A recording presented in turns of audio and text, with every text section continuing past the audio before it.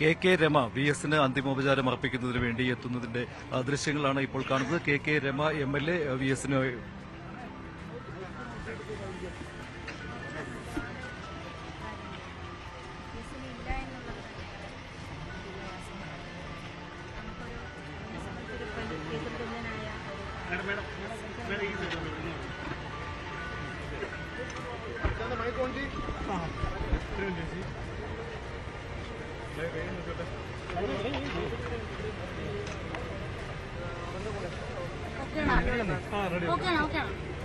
ഒരു യുഗം അവസാനിച്ചിരിക്കുകയാണ്.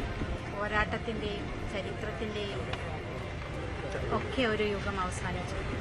VS എന്ന പോരാളി ഇനിയില്ല എന്നുള്ള ഒരു സത്യം അംഗീകരിച്ചിരിക്കുകയാണ് നമ്മളെല്ലാവരും. എന്നെ സംബന്ധിച്ച് വ്യക്തിപരമായി ഏറെ അടുപ്പമുണ്ടായിരുന്നു.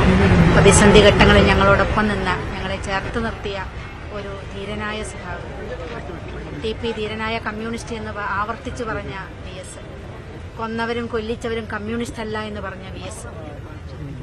ആ VS തീർച്ചയായിട്ടും കേരളത്തിലെ ജനഹൃദയങ്ങളിൽ ഇനിയും ജീവിക്കും. VS-ന്റെ ഭൗതികമായിട്ട് നമുക്ക് ഇല്ല എന്നുള്ളത് മാത്രമേ ഉള്ളൂ. VS-ന്റെ ആശയങ്ങൾ, VS-ന്റെ പോരാട്ടങ്ങൾ ഇനിയും ഈ കേരളത്തിലുണ്ടാകും. അത് തുടർന്ന് കൊണ്ടുപോകും.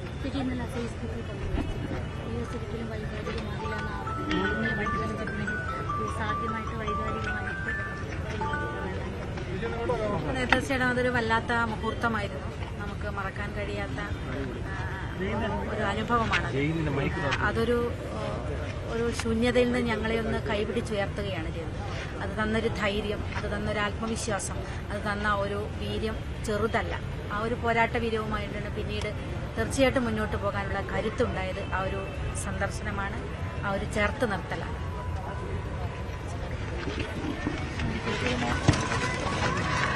VS പകർന്നു തന്ന ആത്മവിശ്വാസത്തെക്കുറിച്ചാണ് കെ രമ സംസാരിച്ചത്. ഒരിക്കലും മറക്കാൻ കഴിയാത്ത ആ സംഭവം, അതിനെക്കുറിച്ച് തന്നെയാണ് TP ചന്ദ്രശേഖരൻ വധക്കേസിൽ VS അച്യുതാനന്ദന്റെ ഇടപെടൽ, അത് തന്നെയാണ് കെ രമ ഉദ്ദേശിച്ചതും. അത് തന്നെയാണ് അവർ ഇപ്പോൾ VS-മായിട്ടുള്ള ആ ഒരു ആത്മബന്ധത്തെക്കുറിച്ചാണ് കെ രമ ഇപ്പോൾ പറഞ്ഞത്. കെ രമ VS-ന് അന്തിമോപചാരം അർപ്പിക്കുന്നതിന് വേണ്ടി എത്തുന്നതിന്റെ ദൃശ്യങ്ങളാണ് കാണുന്നത്. ഇങ്ങനെ നേരിട്ട് VS-മായിട്ട് ഓരോരോ ജനകീയ പ്രശ്നങ്ങളിലും അതുപോലെ തന്നെ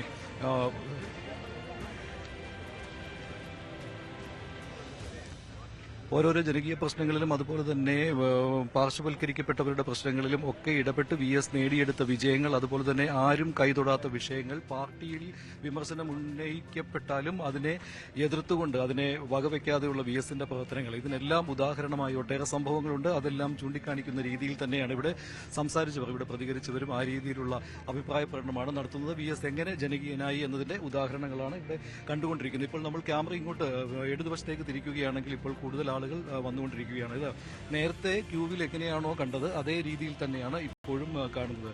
ഇപ്പോൾ കിരൺ, ഇപ്പോൾ കെ രമ പറഞ്ഞ കാര്യമുണ്ടല്ലോ, കെ രമ വന്നപ്പോൾ ഒരു VS-നെ കാണാൻ വരുന്നു എന്ന് പറയുമ്പോൾ അതിന് മറ്റൊരു മാനം കൂടിയുണ്ടല്ലോ. TP ചന്ദ്രശേഖരൻ വധക്കേസുമായി ബന്ധപ്പെട്ട് അവർ സംസാരിച്ചതും അത് തന്നെയാണ്. VS-നെ സംബന്ധിച്ച് VS-ന്റെ ചിത്രങ്ങൾ നിലനിൽക്കുന്നതിൽ ഏറ്റവും മനുഷ്യർ ഓർക്കുന്ന ചിത്രങ്ങളിലൊന്ന് കെ രമയെ കെട്ടിപ്പിടിച്ചെടുക്കുന്ന VS അച്യുതാനന്ദൻ എന്ന നേതാവായിരിക്കും. അദ്ദേഹത്തിന്റെ കണ്ണാടിയുടെ കാല് മുകളിലേക്ക് പോകുമ്പോഴും അദ്ദേഹം നിറഞ്ഞ മനസ്സോടുകൂടി, കണ്ണുകളോടുകൂടി കെ രമ അദ്ദേഹത്തിന്റെ നെഞ്ചിലേക്ക് പൊട്ടിക്കരഞ്ഞുകൊണ്ട് നിൽക്കുന്ന ഒരു ചിത്രം കേരളം മറക്കില്ല. അത്രമേൽ വൈകാരികമായ ഒരു ചിത്രം കൂടിയാണ്. VS-ന്റെ ആശയങ്ങൾക്ക് വേണ്ടി പാർട്ടിയിൽ നിരന്തരം നിൽക്കുകയും അത്തരം പോരാട്ടങ്ങൾ നയിക്കുകയും അവസാനം പാർട്ടിയുമായി പിണങ്ങിപ്പിരിക്കുകയും ഒക്കെ ചെയ്ത TP ചന്ദ്രശേഖരൻ അവസാനം അതിക്രൂരമായ മരണത്തിന് ഇരയായ ശേഷം അവിടേക്ക് കേരളത്തിലെ CPM-ന്റെ ഏറ്റവും പ്രധാനപ്പെട്ട ഒരു നേതാവ് VS അച്യുതാനന്ദൻ തന്നെ, അതും ഒരു ഉപതെരഞ്ഞെടുപ്പ് നടക്കുന്ന ദിവസം തന്നെയാണ് ഉച്ചയ്ക്ക് അദ്ദേഹം അവിടെ പോകുന്നത്.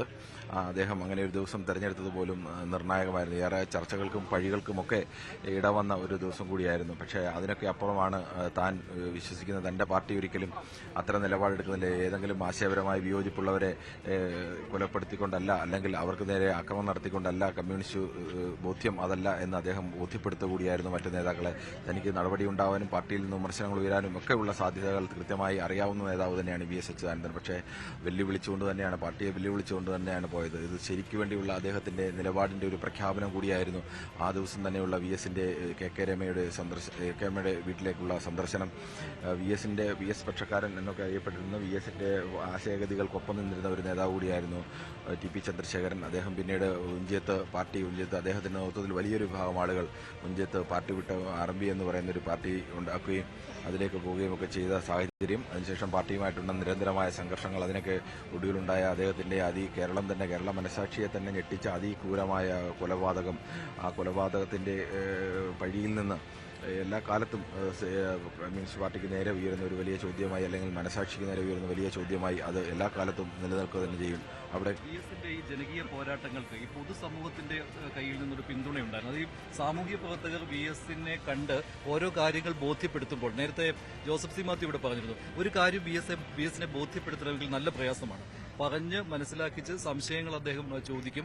അപ്പോൾ ആ മുന്നിൽ നിൽക്കുന്നയാളെ കൺവിൻസ് ചെയ്തു കഴിഞ്ഞാൽ VS പിന്നെ ആ പ്രശ്നം ഏറ്റെടുക്കുകയായിരുന്നു. ഇപ്പോൾ നമ്മളിവിടെ ജോയി കൈതാരൻ തന്നെ, ഇദ്ദേഹം പല ജനകീയ പോരാട്ടങ്ങളിലും VSനൊപ്പം പ്രവർത്തിച്ചയാളാണ്. VSന്റെ തലോടലേറ്റയാളാണ് അല്ലെ ഒരുപാട് പ്രശ്നങ്ങളിൽ. ഇപ്പോൾ എടുത്തു പറയാവുന്ന ഒട്ടേറെ കേസുകളൊന്ന് നടത്തിയപ്പോൾ അതിലും VSന്റെ പ്രധാനമായ കേസുകളിലൊക്കെ ഒപ്പം നിന്ന ആളാണ്. അത് ആ കാലം എങ്ങനെയാണോ?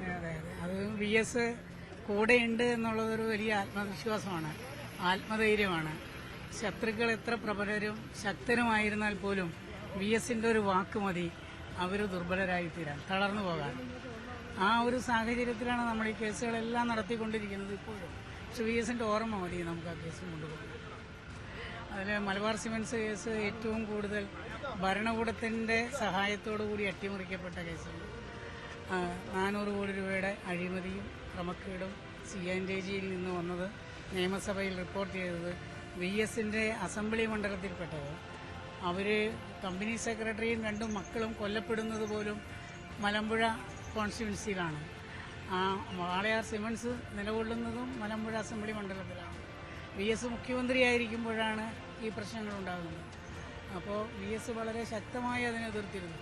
പരസ്യമായി VSനെ എതിർക്കാൻ കഴിയാത്ത സാഹചര്യം വന്നപ്പോൾ പുറത്തു നിന്നുള്ള നമ്മളുടെയൊക്കെ പിൻബലത്തോടും നമ്മളൊക്കെ അതിനെക്കുറിച്ച് അന്വേഷിച്ചു ഒക്കെയാണ് VS CBI അന്വേഷണത്തിന് പോകുന്നതിന്, അതുപോലെ തന്നെ വിജിലൻസ് കേസ് രജിസ്റ്റർ ചെയ്ത് അതിൻ്റെ കൂടെ നടക്കുന്ന വിജിലൻസിൻ്റെ സപ്പോർട്ടും ഗവൺമെൻറ് എന്തെല്ലാം നിലപാടെടുക്കുന്നോ അവയെല്ലാം വിവരാവകാശ നിയമപ്രകാരം വാങ്ങിയിട്ട് അതിൻ്റെ ആധികാരിക രേഖകൾ പരിശോധിച്ചാണ് VS ഇടപെട്ടിരുന്നത്.